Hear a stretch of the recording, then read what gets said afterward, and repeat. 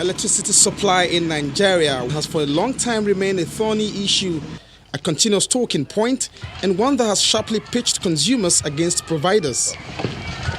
Without boring you with all the technicalities that compose the sector, the huge sums of money budgeted and supposedly spent in dollars versus its inability to deliver or otherwise, it is simply to say consumers, Nigerians, want more energy supplied to them.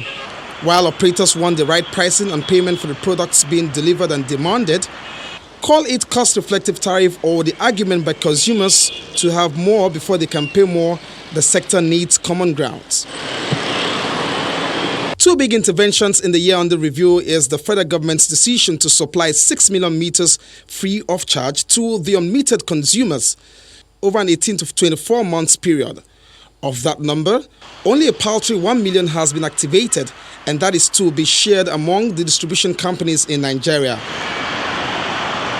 A most recent data from a quarterly report of Nigeria Electricity Regulatory Commission, first quarter of 2020, shows that the number of unmetered customers in Nigeria is more than 6 million, standing exactly at 6.245916 million Nigerians. This indicates that a total of 245,916 power users may not benefit from the free 6 million meters that are planned for distribution by the government, and probably the 5 million that are not captured for the first initial installment by the federal government. Secondly is the cement deal, a government-to-government agreement between Nigeria and Germany worth 2 billion euros.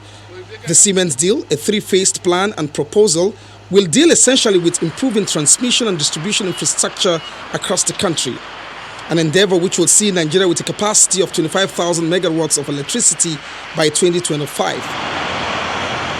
Current distribution supplies still hovers between 4,000 and 4,000 megawatts.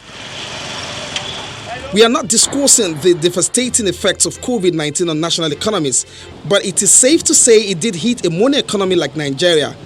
Oil and gas is Nigeria's revenue earner, so that while we were at the first OPEC meeting in March of 2020, global crude oil price had taken a hit, tumbling to about $47, forcing member countries of the Organization of Petroleum Exporting Countries OPEC recommending to the 8th OPEC and non-OPEC ministerial meeting a further adjustment of 1.5 million barrels per day production cut until 30th of June 2020. Back home, we raced against time. An opportunity presented itself in the potential of gas development, expansion and utilization. Two major milestones emerged from that.